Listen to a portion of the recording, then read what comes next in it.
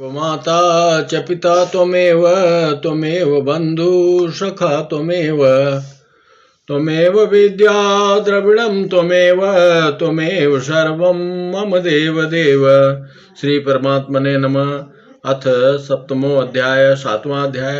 श्री भगवानुवाच मय्यासक्तमनः पार्थ योगम् उज्जन्मदाश्रय असंशयं समग्रं मां यथा ज्ञास्यसि तच्छृणु। श्री भगवान बोले, हे पृथानंदन, मुझ में आसक्त मन वाला मेरे आश्रित होकर योग का अभ्यास करता हुआ तू मेरे जिस समग्र रूप को निसंदेह जिस प्रकार से जानेगा उसको उसी प्रकार से सुन। व्याख्या। आत्मीयता के कारण जिसका मन भगवान की ओर आकर्षित हो गया है, जो सब प्रकार से भगवान के आश्रित हो गया है और जिसने भगवान के साथ अपने नित्य संबंध को पहचान लिया है, ऐसा भक्त भगवान के समग्र रूप को जान लेता है। सगुण निर्गुण, साकार निराकार आदि सब कुछ एक भगवान ही है। यह भगवान का समग्र रूप है।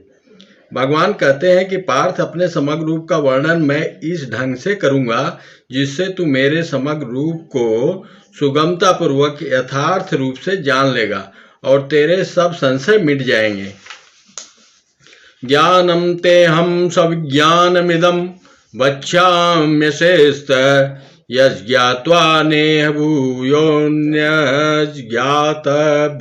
वशिष्यते।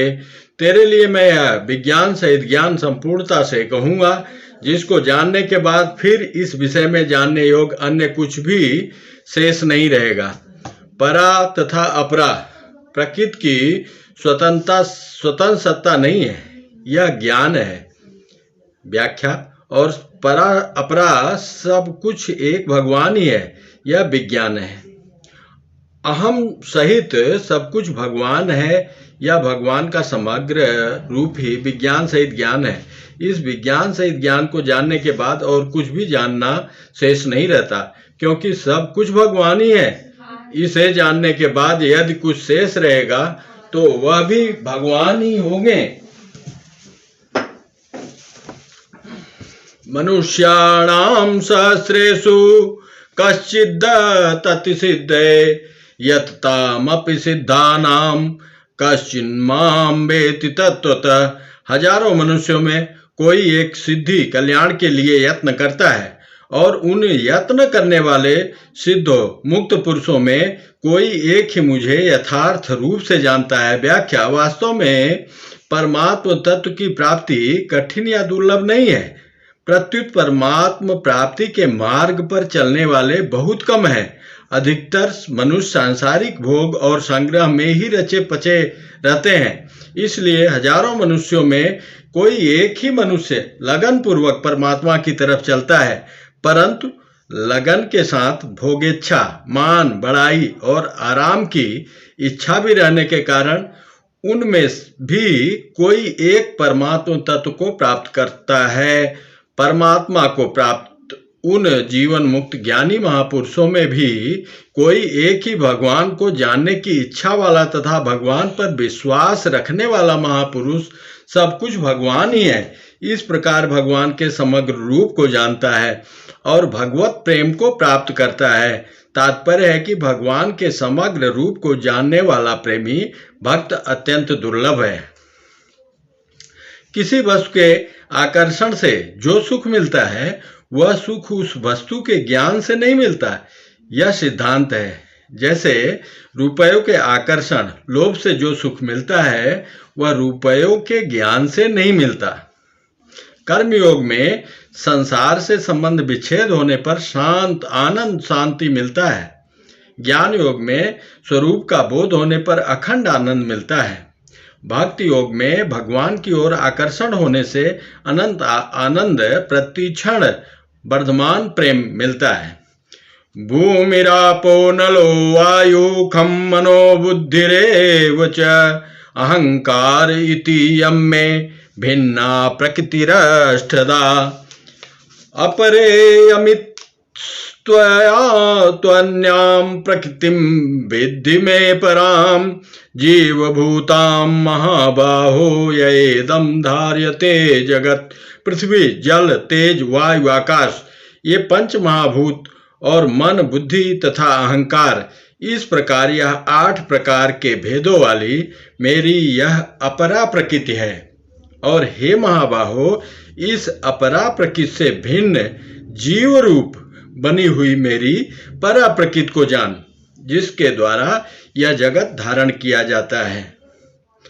व्याख्या: जब चेतन तत्व अपरा प्रकृति के अहंकार के साथ तदात्म कर लेता है, तब वह परा प्रकृति कहलाता है। अपरा जगत और परा जीव दोनों ही भगवान की प्रकृतियां अर्थात शक्तियां हैं, स्वभाव है। शक्तिमान के बिना शक्ति की स्वतंत्र सत्ता नहीं होती। जैसे नख और केश निष्प्राण होते हुए भी प्राण युक्त शरीर से भिन्न नहीं होते, ऐसे ही अपरा प्रकृति जड़ होते हुए भी चेतन परमात्मा से भिन्न नहीं होती। अतः अपरा और परा दोनों प्रकृतियां भगवान का स्वरूप होने से भगवान के सिवाय कुछ भी शेष नहीं रहा। इस जगत को जीवन ने ही धारण कर रखा है। तात्पर्य है कि जगत न तो परमात्मा की दृष्टि में है, न महात्मा की दृष्टि में है, परंतु जीव की दृष्टि में है। इससे मैं तो ऐसा मान लेता हूं कि इससे मैं तो अपरा प्रकृति है और मैं अपरा प्रकृति और हूं परा प्रकृति। अहंकार से संबंध विच्छेद होने पर मैं का तो अभाव हो जाता है और हूं चिन्मय सत्ता मात्र है में परिणित हो जाता है। यही मोक्ष है। यद्दोनीन भूतानि यत्तदोनीन भूतानि सर्वाणित्योपधारय अहम कृष्णस्य जगत प्रभुः प्रलयस्तथा। संपूर्ण प्राणियों के उत्पन्न होने में अपरा और परा इन दोनों प्रकृतियों का संयोग ही कारण है, ऐसा तुम समझो। मैं संपूर्ण जगत का प्रभव तथा प्रलय हूँ। व्याख्या: अनंत ब्रह्मांडों में स्थावर जंगम जलचर, थलचर, नभचर, जरायुज, अंडज, स्वेदज, उद्दीज, मनुष्य, देवता, गंधर्व, पितर, पशु पक्षी, कीट पतंग आज जितने भी प्राणी देखने सुनने पढ़ने में आते हैं, वे सब अपरा और परा इन दोनों के माने हुए संयोग से ही उत्पन्न होते हैं। अपरा और परा का संयोग ही संपूर्ण संसार का बीज है। मैं संपूर्ण जगत का प्रभव तथा प्रलय हूँ। इससे भगवान का तात्पर्य है कि मैं ही संपूर्ण संसार को उत्पन्न करने वाला हूँ और मैं ही उत्पन्न होने वाला हूँ, मैं ही नाश करने वाला हूँ और मैं ही नष्ट होने वाला हूँ, क्योंकि मेरे सिवाय संसार का अन्य कोई भी कारण तथा कार्य नहीं है। मैं ही इसका निमित्त और उपादान कारण हूँ। भगवान के जगत रूप से प्रकट हुए हैं। भगवान ही जगत रूप से प्रकट हुए हैं। यह जगत भगवान का आदि अवतार है। आद्योतार पुरुष परस्य, श्रीमद् भगवद गीता 2:6-41। आदि अवतार होने से जगत नहीं है, केवल भगवान ही है। मत्त परतरम नान्यश्चिदस्ति धनंजय मयि सर्वमिदं प्रोक्तम सूत्रे मणिगणा इव। इसलिए हे धनंजय, मेरे सिवाय इस जगत का दूसरा कोई किंचित मात्र भी कारण तथा कार्य नहीं है। जैसे सूत की मणियां सूत के धागे में पिरोई हुई होती हैं, ऐसे ही यह संपूर्ण जगत मुझ में ही ओतप्रोत है। रसोऽहमप्सु कौन्तेय प्रभास्मि सूर्यो प्रणव सर्ववेदेषु शब्दखे पुरुषम निषु। हे कुंती नंदन, जलों में रस मैं हूँ, चंद्रमा और सूर्य में प्रभा प्रकाश मैं हूँ, संपूर्ण वेदों में प्रणव ओंकार, आकाश में शब्द और मनुष्यों में पुरुषत्व मैं हूँ। व्याख्या: सृष्टि की रचना में भगवान ही कर्ता होते हैं, भगवान ही कारण होते हैं और भगवान ही कार्य होते हैं। इस दृष्टि से रस तन मात्रा और जल प्रभा और चंद्र सूर्य, ओंकार और वेद शब्द, तन्मात्रा, आकाश, पुरुषत्व और मनुष्य, ये सबके सब कारण तथा कार्य एक भगवान ही है। पुण्यो गंध पृथिव्यां च तेजश्चास्मि विभावसो जीवनम सर्वभूतेषु तपश्चास्मि तपस्विषु। पृथ्वी में पवित्र गंधमय हूँ और अग्नि में तेजमय हूँ तथा संपूर्ण प्राणियों में जीवन शक्तिमय हूँ और तपस्वियों में तपस्यामय हूँ।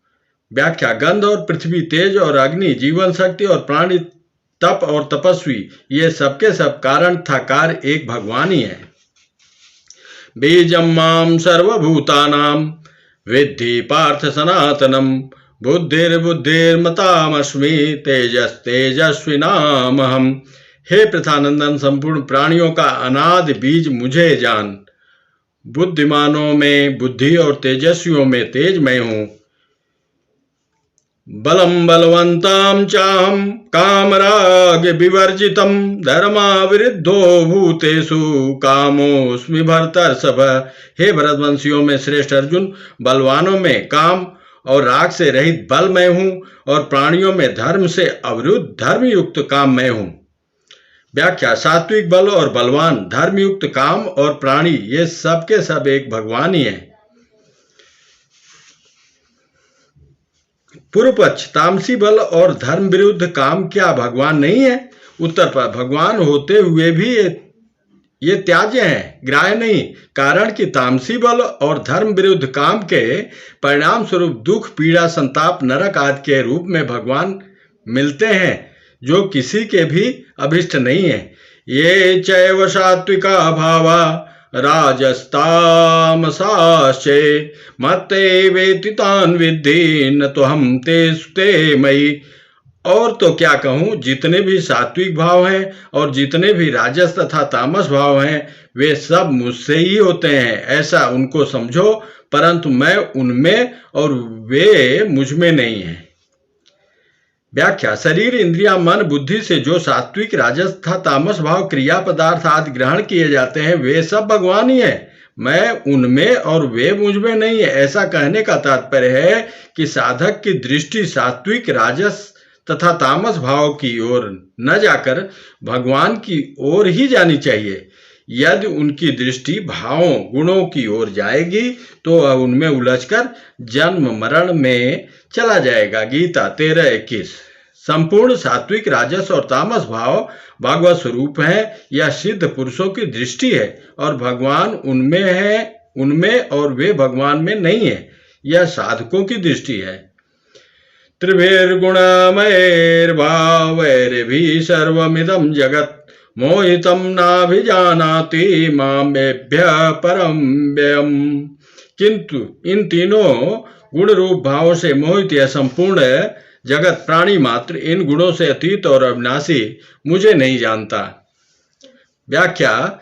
जो मनुष्य भगवान को न देखकर गुणों को देखते हैं, अर्थात गुणों की स्वतंत्र सत्ता मानते हुए गुणों से मोहित हो जाते हैं, और गुणों से मोहित मनुष्य गुणातीत परमात्मा को नहीं जान सकते। यद्यपि परमात्मा का अंश होने से जीवात्मा भी गुणातीत है, तथापि गुणों को सत्ता और महत्ता देने से वह भी गुणमय जगत बन जाता है। इसी कारण इस श्लोक में जीवात्मा को जगत कहा गया है और जगत बना हुआ जीवात्मा शरीर, संसार को ही मैं, मेरा और मेरे लिए मान लेता है।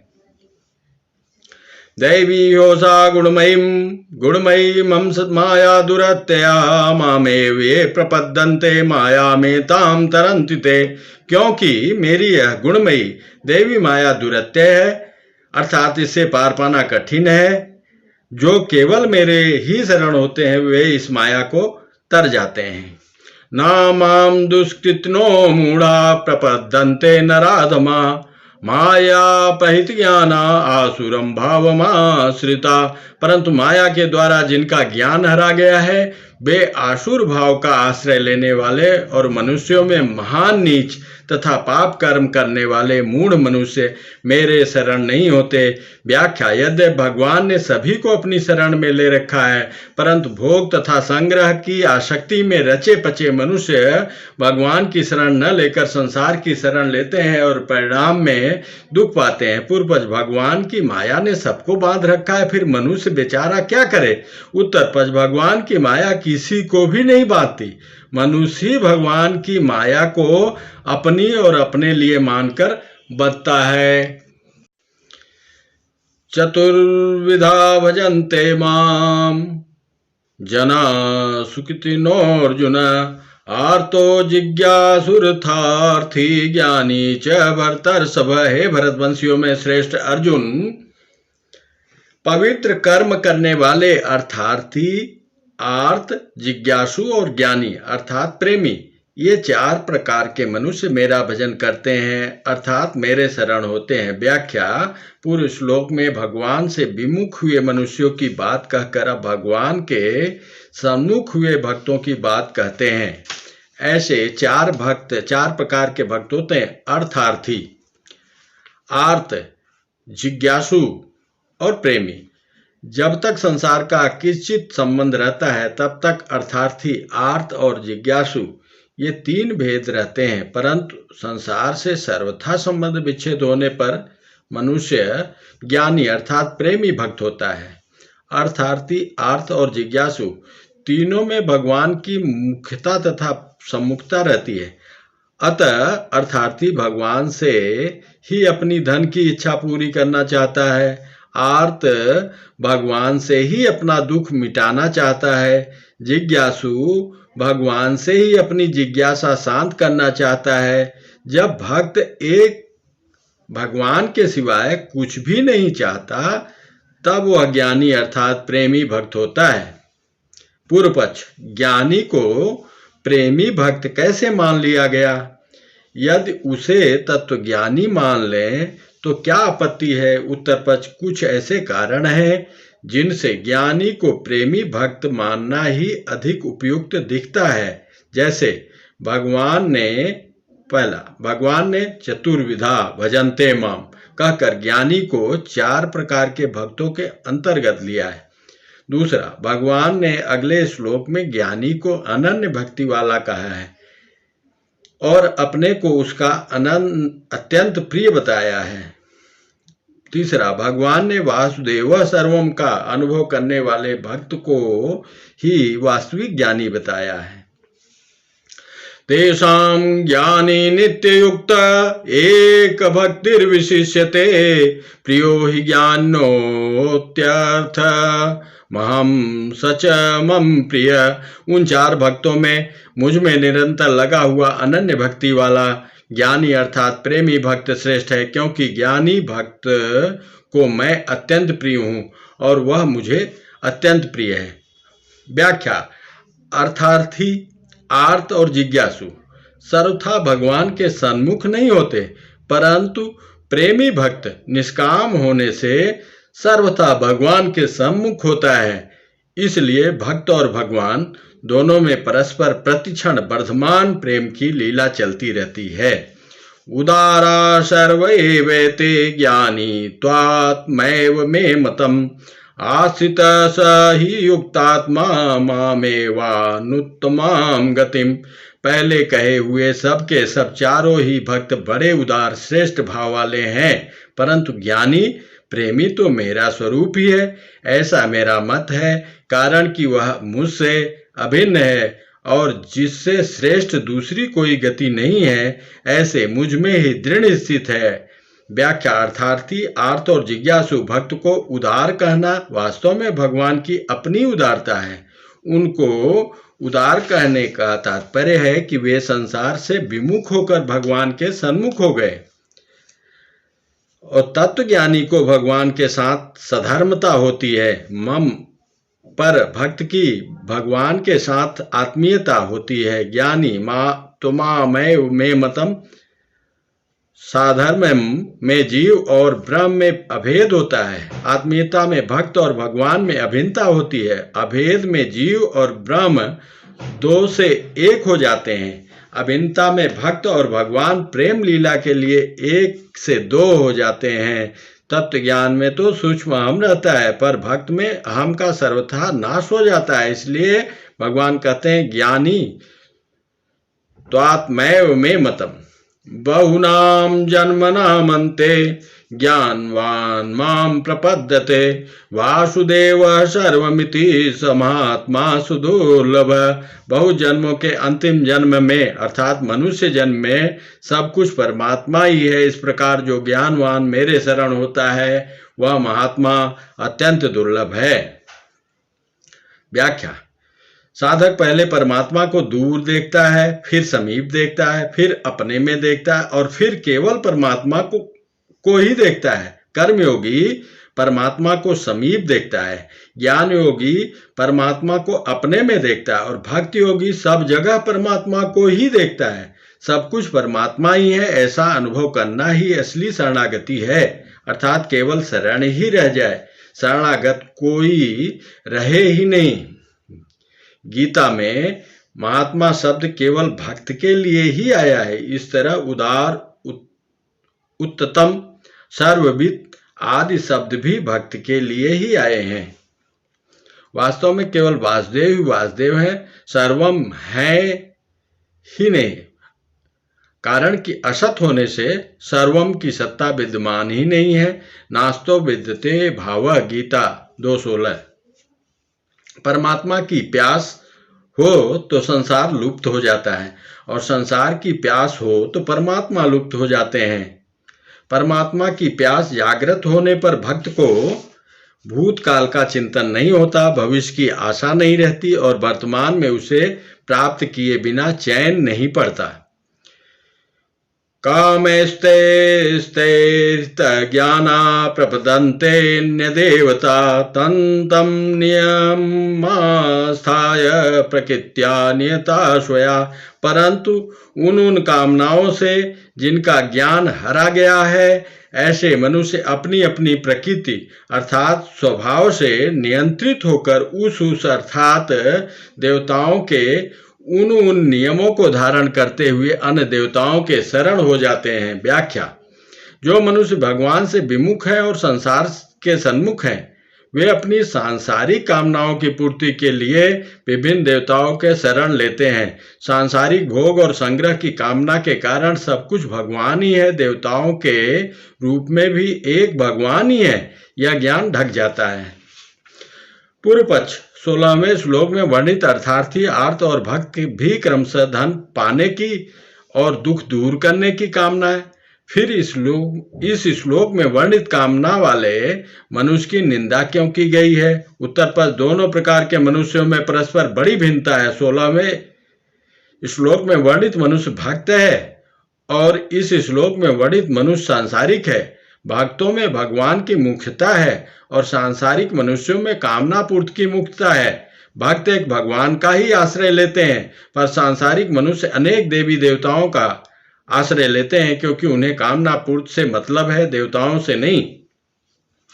यो यो यां यां तनुं भक्त सद्यार्च्युत मेच्छति तस्य सद्याचलां श्रद्धां तामेव विद्धाम्यहम्। जो भक्त जिस देवता का श्रद्धा पूर्वक पूजन करना चाहता है, उस देवता में ही मैं उसे श्रद्धा को दृढ़ कर देता हूँ। व्याख्या: संसार में प्राय देखा जाता है कि मनुष्य दूसरे मनुष्यों को अपनी तरफ लगाना चाहते हैं कि वे मुझ पर श्रद्धा रखें, मेरे शिष्य बने, मेरा सम्मान करें, मेरे संप्रदाय को माने, मेरी आज्ञा माने आदि। परम सर्वोपरि होते हुए भी भगवान के स्वभाव में यह बात नहीं है। जो मनुष्य जहाँ लगना चाहता है, भगवान उसे वहीं लगा देते हैं। यह भगवान का पक्षपात रहित स्वभाव है। सतया सद्या युक्तस्तस्याराधन्मीयते लभते च ततः कामान् मयैव विहितान् हितान्। उस मेरे द्वारा दृढ़ की हुई श्रद्धा से युक्त होकर वह मनुष्य उस देवता की सकाम भावपूर्वक उपासना करता है और उसकी वह कामना पूरी भी होती है, परंतु वह कामना पूर्ति मेरे द्वारा ही विहित की हुई होती है। व्याख्या: भगवान ही मनुष्य की श्रद्धा को उसकी इच्छा के अनुसार अन्य देवताओं में दृढ़ करते हैं और वे ही अन्य देवताओं के द्वारा मनुष्य की कामनाओं की पूर्ति करवाते हैं। यह भगवान की उदारता है, परंतु मनुष्य यही समझता है कि अन्य देवताओं की उपासना से मेरी कामना पूर्ति हुई। वास्तव में सभी देवता भगवान के अधीन हैं, उन्हें कामना पूर्ति का अधिकार और सामर्थ्य भगवान का ही दिया हुआ है। अंतवत्तु फलम तेषां तद्भक्त्यल्पमेत्सां देवान् देवयजोयान् मद्भक्ता यान्ति मामपि। परंतु उन तुच्छ बुद्धि वाले मनुष्यों को उन देवताओं की आराधना का फल अंत वाला नाशवान ही मिलता है। देवताओं का पूजन करने वाला देवताओं को प्राप्त होता है और मेरे भक्त मुझे ही प्राप्त होते हैं। अव्यक्तम व्यक्तिमापन्नम मन्यते माम बुद्धय परम भावम जानन्तो ममाव्ययमनुत्तमम। बुद्धिहीन मनुष्य मेरे परम अविनाशी और सर्वश्रेष्ठ भाव को न जानते हुए अव्यक्त मन इंद्रियों से पर मुझ सच्चिदानंद घन परमात्मा को मनुष्य की तरह शरीर धारण करने वाला मानते हैं। व्याख्या। सकाम भाव से देवताओं की उपासना करने वाले मनुष्य भगवान को साधारण मनुष्य की तरह जन्मने मरने वाला मानते हैं, इसलिए वे भगवान की उपासना नहीं करते। वास्तव में भगवान अव्यक्त भी हैं, व्यक्त भी हैं और अव्यक्त तथा व्यक्त दोनों से परे निरपेक्ष प्रकाशक भी हैं। नाहं प्रकाश सर्वस्य योगमाया समावृत मूढ़ोऽयं नाभिजानाति लोको मां जम्भ्यम्। यह जो मूढ़ मनुष्य समुदाय मुझे अज और अविनाशी ठीक तरह से नहीं जानता मानता, उन सबके सामने योग माया से अच्छी तरह ढका हुआ मैं प्रकट नहीं होता। व्याख्या। भगवान अवतार काल में सबके सामने प्रकट होते हुए भी मूढ़ मनुष्यों को भगवत रूप से न दिखकर मनुष्य रूप से ही दिखते हैं। मनुष्य अपने भावों के अनुसार ही योग माया से ढके हुए भगवान को देखते हैं।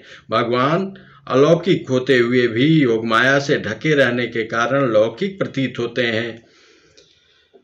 वेदाहं समतीतान् वर्तमानान् चार्जुन भविष्याणि च भूतान् मां तु वेद न कंचन। हे अर्जुन, जो प्राणी भूतकाल में हो चुके हैं तथा जो वर्तमान में है और जो भविष्य में होंगे, उन सब प्राणियों को तो मैं जानता हूँ, परंतु मुझे भक्त के सिवाय कोई भी प्राणी नहीं जानता।